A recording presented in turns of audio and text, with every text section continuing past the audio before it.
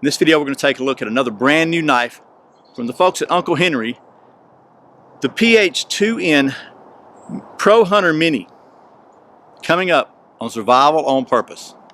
Survival on Purpose coverage of the 2016 SHOT Show, sponsored by Through Night Flashlights. Welcome back to Survival on Purpose. My name is Brian. Thanks for joining me. So, this is going to be another video about a brand new model from folks at Uncle Henry / Schrade for 2016. So the folks at Schrade were kind enough to send me this knife so I could show it to you. And this is a smaller version of the PH2N Pro Hunter, which I did another review on. But this is the PH2N, and they're calling this the Mini. And got to tell you, it's a really nice feeling little knife. I mean, it has a very comfortable feel to it. And again, it's a drop point design. We'll take a look at the specs and details on this in just a minute. And it comes with another one of Schrade's upgraded leather sheaths. So very, very compact little knife. So anyway, let's without any more rambling done, let's take a look at the specs and details of this knife. Okay, once again, this is the Uncle Henry PH2N Mini Pro Hunter full tang knife.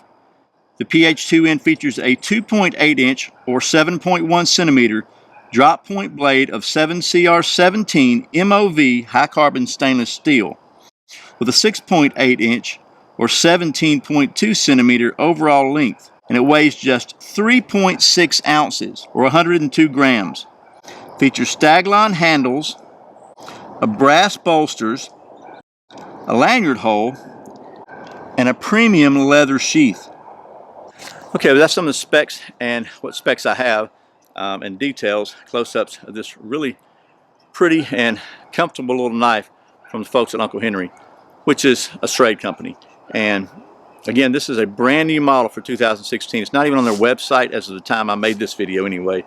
It is in the catalog though, where I got the specs. But it differs slightly from its larger brother, the PH1N, in that the handles are just a little bit rounder, which I think is very comfortable. It's got the same finger groove here, same very comfortable designed handle, and I like the way these things they're kind of rounded here, the stag line, and it just fits your hand very comfortably. I think it'd be a great companion to a larger knife, because this would be a great skinner in my opinion, and the larger knife might be useful for other tasks around camp at the same time. But this could also be, I think you could, maybe not with this sheath, because it comes with a really nice leather sheath.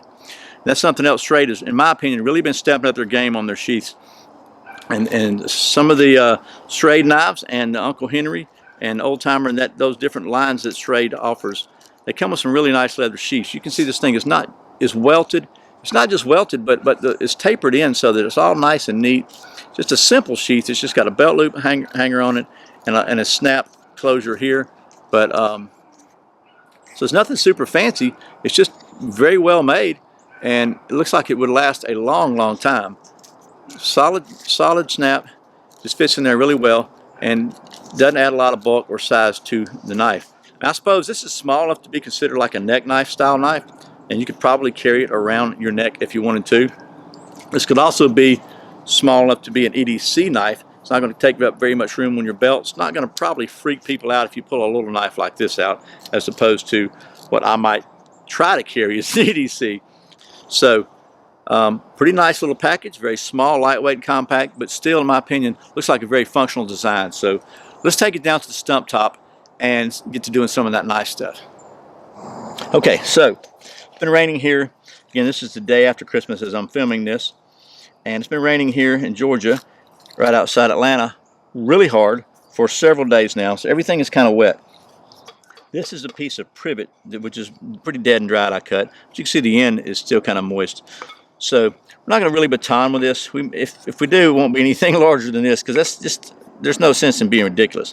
What I thought we'd do though is just do some knife stuff. I don't really have any animals to skin, never any animals in my video, so let's just see what happens when we try to do some feathers. First, let's get the old bark off of it, because I generally don't like to make feathers with bark. But I think this is privet, Chinese privet, which is pretty much an invasive species in Georgia, at least, and it takes over. and people brought it in for hedges, I guess, or whatever years ago, and it's become just a. It's kind of like kudzu. If you're not from the south, if you're somewhere else than the south, you may not be familiar with kudzu, and that's a whole nother video. But it's basically a species that was brought in from somewhere in Asia, I think China or Japan, to control erosion because it spreads and grows. And man, it's kind of like opening Pandora's box there. So this is, yeah, and this privet, in my opinion, is some really hard stuff. It's solid wood when it's dry. So we'll just start from here and see what we can do. You can see this thing is just rolling them up. That's really, really cool. Basically, you can run the edge of what you just made, every slice, just a little bit over. You can kind of catch that little corner that you just created. A very tiny corner, but if you can catch it, you can make some of those really small curls. Look at those things, man. That's cool.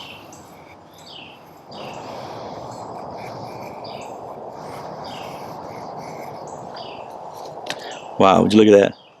I don't know about you, but I just think that is beautiful. Wow, that's like angel hair feathers. So, and this is semi-green wood, I think. It's still not really seasoned. It's dry. It's probably been cut down for a few months, maybe 3 months, 2-3 months. So it's not really seasoned, but it is probably still got enough moisture in it. Makes it easier to carve, but which is going to make it more difficult to do the next phase of the process here, which is see if we can get us a fire going. Now, like many traditional style knives, this thing does not have a super sharp 90-degree spine. It is uncoated, which is good, but we're going to see what we can do. So I've got a straight ferro rod here. Anyway, let's just see what we can do. We'll just put her down in the middle midst there and start. Actually, what I'm going to do is reach inside there and make myself a little divot to kind of rest my ferro rod in, hopefully so it won't wobble around as much, and see what we can do now. Well, it's not going to work as long as the stick is. Let's carve a flap spot on the stick here, see if we quit, maybe get it to quit rolling. I don't know if it'll work or not. I'm kind of making this up as I go here, but let's just see.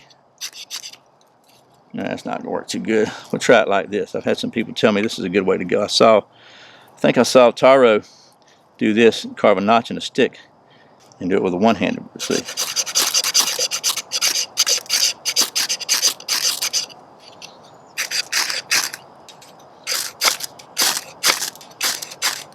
Here we go. Burn, baby, burn. All right. Yeah, this stuff is it's still kind of green. It's not wanting to stay. All right, maybe it'll take now. There we go. So you can see this burning finally, but it is still kind of green, so definitely not the greatest firewood in the world, but just a demonstration that the knife can strike a ferro rod. And if you notice something, and I should have done it sooner, I've started doing this a lot more. Traditionally, typically I want to strike a ferro rod like this. That's just catch it with the back side of the 90. I don't know why. It's keep the blade angled away, just like you're cutting. I found sometimes that if you turn it around like so, in other words, instead of, let me get where you can see it, instead of like this, with an angle, there we go, with an angle that way, if you turn around like this and go down that way, you get better sparks. It's easier. Maybe it's because you don't have to worry about this being in your way. You can just shoot sparks out, and there it catches that. So you just want to be careful when you're coming back that you don't cut your hand. So this way keeps the blade away from you. And I think that's why I traditionally do that. But if you're having trouble doing it, you turn around this way. As long as you're careful with the blade, you can really sometimes get much better sparks from a less than perfect 90-degree grind. Man, something I just noticed, that lanyard could really get in the way of proper testing. Okay, so quick recap of testing so far. No batoning, because that would be ridiculous, and you know I never do anything ridiculous. The second part of the test, the feathering, man, this thing did wonderful. I mean, it was onion paper thin feathers, just really, really nice feathering. I think that because it's got a hollow grind, so between the quality of that wood and the slicing, you know, I saw a Morris Kahansky video recently, by the way, where he was pointed out that some wood feathers better than others, and some wood is almost impossible to feather.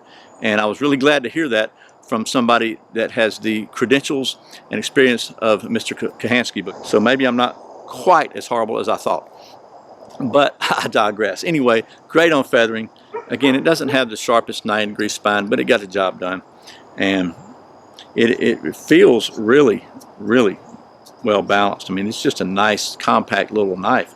And the only other test I could think of to do, which is pretty much an industry standard balance test, and we're going to do that right now with our makeshift laboratory. As you maybe have seen, my previous testing facility was damaged by the Smith & Wesson Escape Invasion Tomahawk, or as I call it, Mr. Destructo.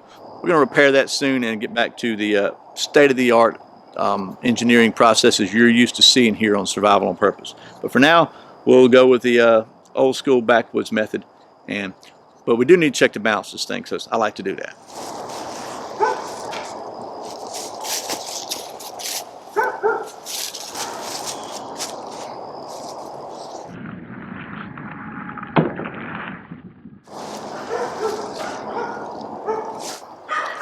Okay, so that is the Uncle Henry PH2N. Man, I got this thing all gunked up with pine sap. Mini Pro Hunter from the folks at Uncle Henry, which is a Schrade company. Once again, thanks to the folks at Schrade for sending me this so I can show it to you. Got to tell you, it's a very well balanced, comfortable little knife. Very nice knife, in my opinion, and I'm sure it'll be a very high value knife, because the price of these things is always extremely fair.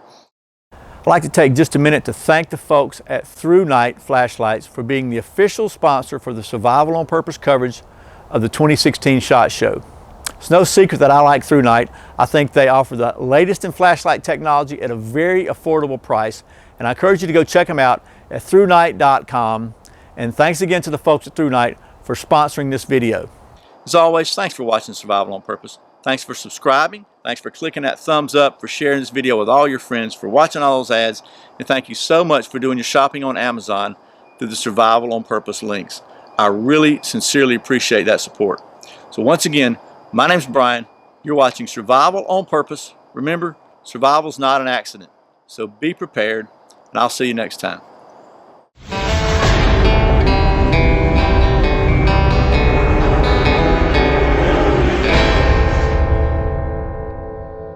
You could carry it like this around your knife, around your neck as a belt knife if you wanted to. A belt knife around your neck, that'd be great.